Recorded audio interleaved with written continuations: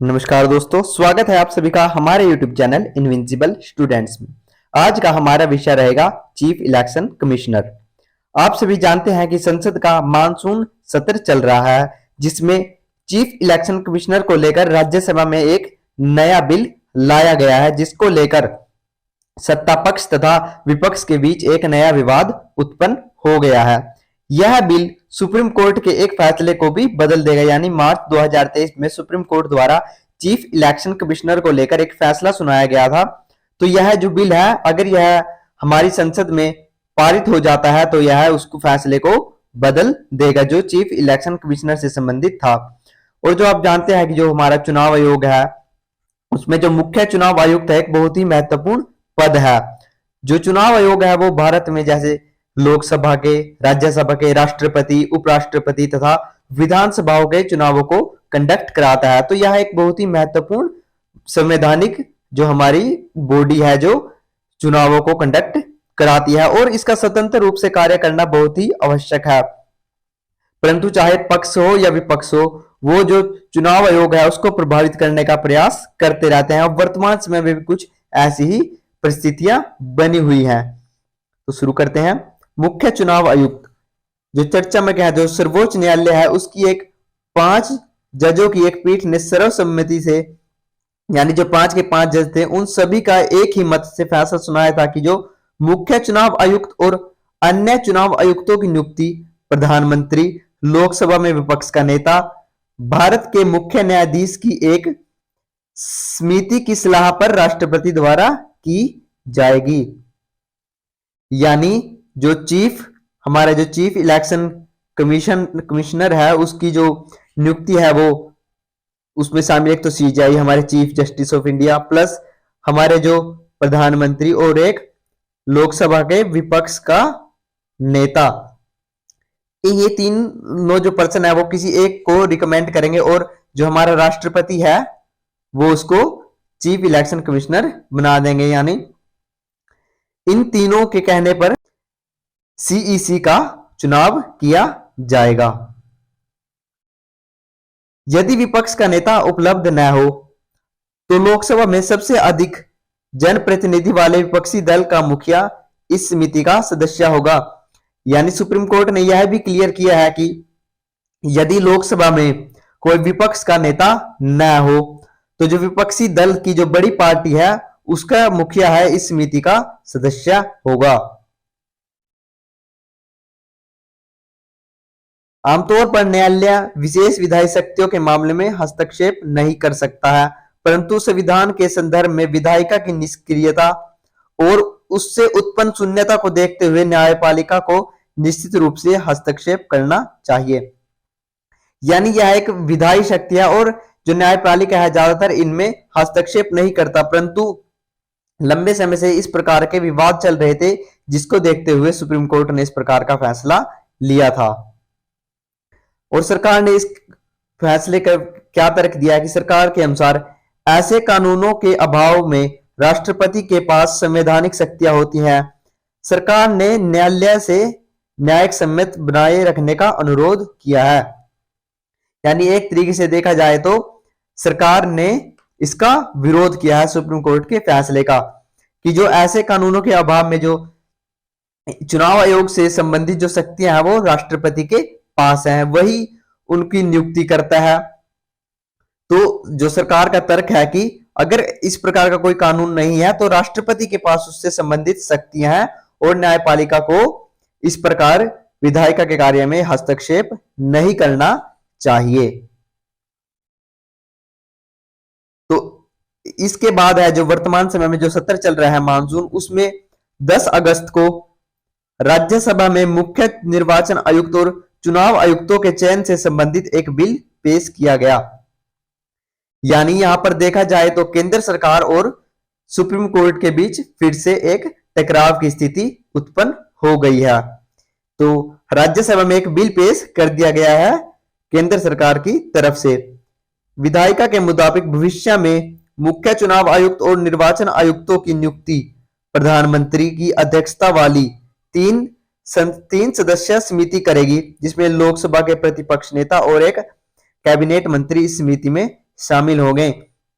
यानी एक 3 सदस्य है, जो 3 मेंबर की बॉडी है, वो इसको देखेगी। इसमें एक तो प्रधानमंत्री इसकी अध्यक्षता करेंगे, एक होगा इसमें विपक्ष का नेता, और एक होगा इसमें कैबिनेट मिनिस्टर। और जो कैबिनेट मिनिस्टर है इसको भी कौन चयन करेगा? हमारे प्रधानमंत्री। तो यानी मेजोरिटी यहां पर हो गई सत्ता पक्ष की। तो सिंपल सी बात है कि जिसको सत्ता पक्ष चाहेगा उसको मुख्य चुनाव आयुक्त बना सकता है यदि यह बिल पास होता है। तो आप देख सकते हैं कि उसमें था चीफ जस्टिस ऑफ इंडिया, उसमें जो तीनों शक्तियां थी वो अलग अलग थी। उसमें एक पीएम था जो सुप्रीम कोर्ट ने आदेश दिया था, प्लस विपक्ष का नेता था, और सीजेआई था, चीफ जस्टिस ऑफ इंडिया था। तो यानी ये तीनों शक्तियां अलग अलग है, परंतु जो बिल लाया गया है उसमें एक तो प्रधानमंत्री प्लस कैबिनेट मिनिस्टर होगा एक, जिसको प्रधानमंत्री ही चुनेगा, और होगा लोकसभा में जो विपक्ष का नेता है। तो इसमें सत्ता पक्ष की मेजोरिटी हो जाएगी और वो अपने अनुसार जो है वो चीफ इलेक्शन कमिश्नर का चयन कर सकेंगे। तो देख सकते हैं कि यह किस प्रकार है जो चुनाव आयोग को प्रभावित किया जा सकता है सत्ता पक्ष के द्वारा। तो ये हमारी राज्यसभा की तस्वीर है। ये विधेयक सुप्रीम कोर्ट की ओर से मार्च में दिए गए उस आदेश के महीनों बाद आया है जिसमें कहा गया था कि मुख्य चुनाव आयुक्त और निर्वाचन आयुक्तों की नियुक्ति के लिए संसद की ओर से कानून न बनाए जाने तक प्रधानमंत्री लोकसभा के नेता प्रतिपक्ष चीफ जस्टिस की सदस्यता वाली समिति की सलाह पर राष्ट्रपति द्वारा इन चुनाव अधिकारियों की नियुक्ति की जाएगी। यानी कोर्ट के द्वारा भी यही बात कही गई थी कि जब तक इस पर कोई संसद में कानून नहीं बनाया जाता तब तक है जो सुप्रीम कोर्ट का निर्णय लागू रहेगा। यानी अगर यह जो बिल आया पास हो जाता है तो वह निर्णय नहीं रहेगा। अब जानते हैं कि जो वर्तमान समय में है जो हमारा इलेक्शन कमीशन है उसका परिदृश्य क्या है। जो निर्वाचन आयोग एक स्थायी एवं स्वतंत्र निकाय है, यानी एक स्थायी और इंडिपेंडेंट बॉडी है वो इलेक्शन कमीशन। इसका गठन भारत के संविधान द्वारा देश में स्वतंत्र और निष्पक्ष चुनाव संपन्न कराने के उद्देश्य से किया गया था। यानी एक तो यह एक कॉन्स्टिट्यूशनल बॉडी है, यानी इसका जो उल्लेख है वो संविधान में किया गया है और यह एक संवैधानिक बॉडी है। तो इसका उद्देश्य क्या था? स्वतंत्र और निष्पक्ष चुनाव संपन्न कराने। यानी भारत के विभिन्न हिस्सों में स्वतंत्र और निष्पक्ष यानी किसी सत्ता या पक्ष या विपक्ष से प्रभावित हुए बिना निष्पक्ष चुनावों को कंडक्ट कराना इसका उद्देश्य था। संविधान के अनुच्छेद 324 के अनुसार, यानी अब एक और है कि जो इसका वर्णन है वो भारत के संविधान के अनुच्छेद 324 में है। जो चुनाव आयोग है उसका वर्णन है भारत के संविधान के अनुच्छेद 324 में। संसद, राज्य विधानमंडल, राष्ट्रपति व उपराष्ट्रपति के पदों का निर्वाचन के संचालन, निर्देशन, नियंत्रण की जिम्मेदारी चुनाव आयोग की है। यानी जो हमारी संसद है, राज्य विधानमंडल है, राष्ट्रपति है, उपराष्ट्रपति है, इनके जो निर्वाचन से संबंधित सभी जिम्मेदारियां हैं वो चुनाव आयोग की है। तो चुनाव आयोग एक बहुत ही शक्तिशाली बॉडी है। अगर यह निष्पक्ष रूप से कार्य करे तो बहुत ही अच्छा होगा। अतः चुनाव आयोग एक अखिल भारतीय संस्था है। यह केंद्र व राज्य दोनों के लिए समान है। उल्लेखनीय है कि राज्यों में होने वाले पंचायतों व निगम चुनावों से आयोग का कोई संबंध नहीं है। इसके लिए भारत के संविधान में अलग से राज्य निर्वाचन आयोग की व्यवस्था की गई है। यानी जो पंचायत के चुनाव है या निगम के चुनाव है, इसमें है जो इलेक्शन कमीशन का कोई रोल नहीं है, क्योंकि राज्य के लिए भी अलग से राज्य चुनाव आयोग, जैसे केंद्र स्तर पर है चुनाव आयोग है, तो इसी प्रकार राज्यों के लिए अलग से राज्य निर्वाचन आयोग है जो उनकी व्यवस्था की गई है। तो इसका स्ट्रक्चर देखते हैं वो कैसा है। संविधान के अनुच्छेद 324 में चुनाव आयोग से संबंधित कुछ उपबंध है। निर्वाचन आयोग मुख्य निर्वाचन आयुक्त और अन्य निर्वाचन आयुक्तों से मिलकर बना है। यानी इसमें यह एक 3 मेंबर की बॉडी है। इसमें एक तो मुख्य चुनाव आयुक्त और 2 अन्य चुनाव आयुक्त शामिल है। तो इसमें टोटल मेंबर है 3, एक मुख्य चुनाव आयुक्त और 2 अन्य चुनाव आयुक्त। और 1989 तक जो चुनाव आयुक्त है वो केवल एक ही होता था, यानी केवल एक ही मुख्य चुनाव आयुक्त होता था। परंतु हमारे संविधान में 61वां संविधान संशोधन किया गया 1989 में। यह बहुत ही महत्वपूर्ण संविधान संशोधन है, 61वां संविधान संशोधन, जिसमें जो हमारी मत देने की आयु है वो 21 वर्ष से घटाकर 18 वर्ष कर दी गई थी, जिसके कारण जो हमारे चीफ इलेक्शन कमिश्नर है उनका कार्यभार बढ़ गया था, जिसको देखते हुए 1989 में 16 अक्टूबर 1989 को इसको 3 मेंबर की बॉडी बना दिया गया। परंतु 1990 में फिर से जो 2 अतिरिक्त चुनाव आयु थे उनको हटाकर इसको 1 मेंबर की बॉडी कर दिया गया।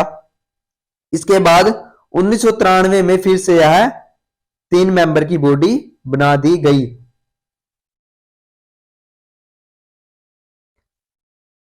जब कोई अन्य निर्वाचन आयुक्त इस प्रकार की नियुक्त किया जाता है तब मुख्य निर्वाचन आयुक्त निर्वाचन आयोग के अध्यक्ष के रूप में कार्य करेगा।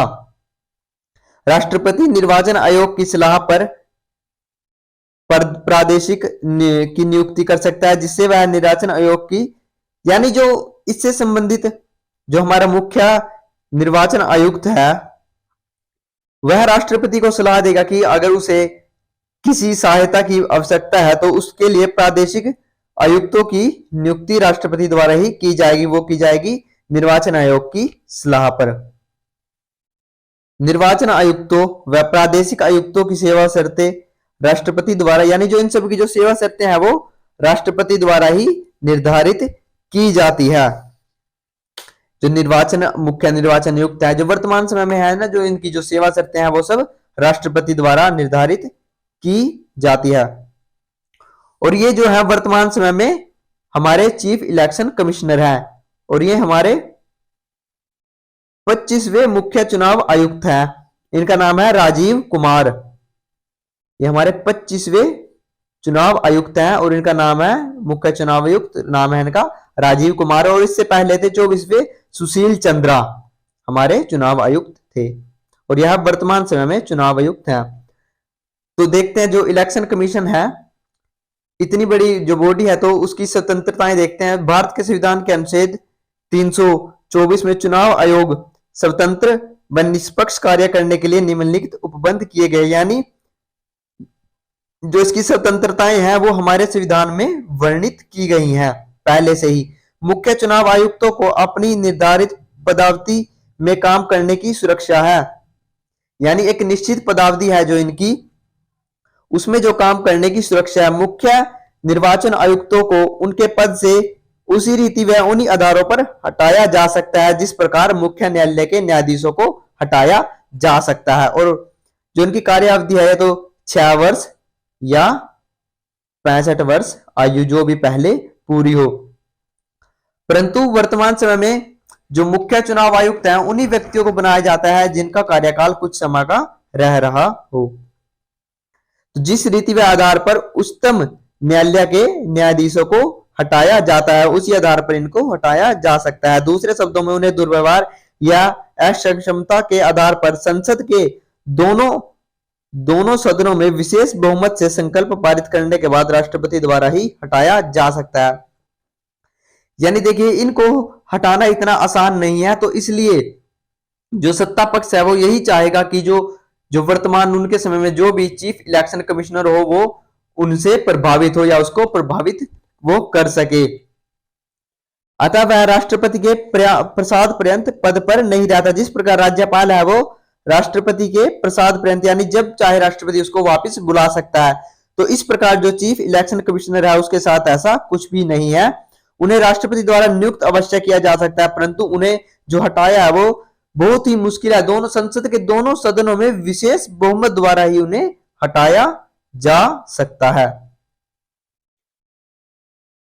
मुख्य चुनाव आयुक्त की सेवा शर्तों में उसकी नियुक्ति के पश्चात गैर लाभकारी परिवर्तन नहीं किए जाएंगे। यानी जो मुख्य चुनाव आयुक्त है अगर वह अपने पद पर आसीन हो जाता है उसके बाद जो उसके वेतन भत्ते हैं या उसकी सेवा शर्तें हैं उनमें कोई भी अलाभकारी यानी कोई नकारात्मक परिवर्तन नहीं किया जाएगा। उनको बढ़ाया अवश्य जा सकता है परंतु उनके भत्तों को घटाया नहीं जा सकता। अन्य निर्वाचन आयुक्त या प्रादेशिक आयुक्त को मुख्य निर्वाचन आयुक्त की सिफारिश पर ही हटाया जा सकता है। यानी जो अन्य निर्वाचन आयुक्त है और जो प्रादेशिक आयुक्त है उनको मुख्य निर्वाचन आयुक्त की सिफारिश पर ही हटाया जा सकता है। संसद, राज्य के विधानमंडल, राष्ट्रपति, उपराष्ट्रपति के निर्वाचन के संदर्भ में चुनाव आयोग की शक्ति व कार्यों को 3 श्रेणियों में विभक्त किया गया है। प्रशासनिक, सलाहकारी और अर्धन्यायिक। यानी 3 श्रेणियों में इसकी कार्य है वो बांटा गया है। एक तो प्रशासनिक कार्य है, कुछ आधारों पर सलाहकारी और एक प्रकार पर यह एक अर्धन्यायिक है जो वो कार्य करती है। इसके कार्य, संसद के प्रसीमन आयोग के अधिनियम के आधार पर भारत के निर्वाचन क्षेत्रों का निर्धारण करना। यानी जो डिलिमिटेशन कमीशन है उसके आधार पर जो विभिन्न निर्वाचन क्षेत्र के भूभागों का निर्धारण करना, समय समय पर निर्वाचक नामावली तैयार करना, योग्य मतदाताओं को पंजीकृत करना। यानी जो वर्तमान समय में जो व्यक्ति 18 वर्ष का हो चुका है उसे अगर वह उसे मत देने का अधिकार है तो जो मतदाताओं की लिस्ट है वो इलेक्शन कमीशन ही जारी करता है। निर्वाचन की तिथि, समय सारणी निर्धारण करना। यानी इलेक्शन कब होंगे, किस समय होंगे, तो उस सब का निर्धारण भी है जो वो इलेक्शन कमीशन करता है। तो अब देख सकते हैं कि कितने महत्वपूर्ण कार्य है जिनको इलेक्शन कमीशन करता है। तो इसलिए जो चीफ इलेक्शन कमिश्नर है उसका जो इंडिपेंडेंट होना बहुत ही जरूरी है, क्योंकि अगर वह सत्ता पक्ष में प्रभाव से प्रभावित रहेगा तो सत्ता पक्ष अपने अनुसार चुनावों को कंडक्ट कराने का प्रयत्न कर सकता है। राजनीतिक दलों को मान्यता प्रदान करना, उन्हें चिन्ह आवंटित करना। राजनीतिक दलों को मान्यता प्रदान करने और चुनाव चिन्हों के विवादित मामलों के समाधान के लिए न्यायालय की तरह भी काम करता है। यानी एक अर्ध न्यायिक की है जो चुनावों से संबंधित है जो विवाद है उनको हल करने का भी कार्य करता है। निर्वाचन व्यवस्था से संबंधित विवाद की जांच के लिए अधिकारी नियुक्त करना। निर्वाचन के समय दलों और उम्मीदवारों के लिए आचार संहिता का निर्माण करना। निर्वाचन के समय राजनीतिक दलों की नीतियों के प्रचार के लिए रेडियो टेलीविजनों कार्यक्रमों की सूची निर्मित करना। यानी जो राजनीतिक दल हैं उनकी जो नीतियां हैं कि वो आने वाले समय अगर जीत कर आते हैं तो वो क्या कार्य करेंगे, उसके लिए रेडियो और टेलीविजन पर जो प्रचार प्रसार का करवाने का कार्य है वो भी चुनाव आयोग करता है। और जो दल है उनके लिए आचार संहिता लागू करता है। संसद सदस्यों की निहरता से संबंधित मामलों पर राष्ट्रपति को सलाह देता है। निर्वाचन के समय दलों व उम्मीदवारों के लिए आचार संहिता निर्मित करता है। रिंगिंग, मतदान केंद्र लूटना, हिंसा, अन्य अनियमितताओं के आधार पर चुनावों को, यानी इसके पास है जो अगर किसी मतदान केंद्र में लूटपाट हो जाती है, हिंसा हो जाती है या कोई ऐसा कार्य हो जाता है जिससे निर्वाचन को रद्द करना पड़े, तो इस प्रकार इसके पास यह शक्ति भी है कि वह वहां के चुनाव को रद्द कर सकता है। निर्वाचन कराने के लिए कर्मचारियों की आवश्यकता के बारे में राष्ट्रपति या राज्यपाल से आग्रह करना। अब केवल ये तो 3 मेंबर की बॉडी है, परंतु राष्ट्रपति व राज्यपाल से आग्रह करने पर इसको कर्मचारियों उपलब्ध कराए जाते हैं। जैसे जिला स्तर पर है जो डीसी या डीएम होता है। समस्त भारत में स्वतंत्र और निष्पक्ष चुनाव करने के लिए चुनावी तंत्र का पर्यवेक्षण करना।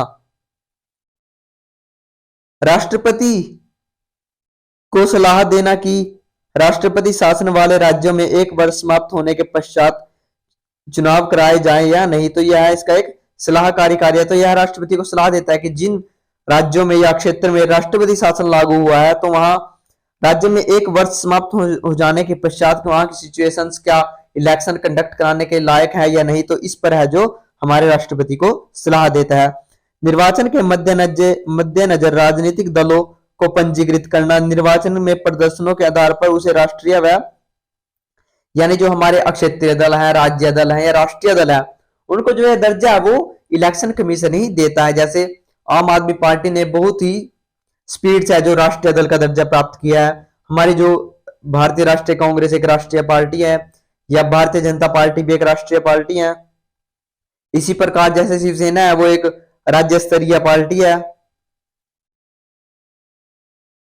तो इसी के साथ हमारा आज का जो टॉपिक है यहीं पर समाप्त होता है। अगर आपको हमारा कंटेंट अच्छा लगे तो हमारे चैनल को लाइक कर दीजिए, शेयर कर दीजिए, सब्सक्राइब कर दीजिए। धन्यवाद। जय हिंद।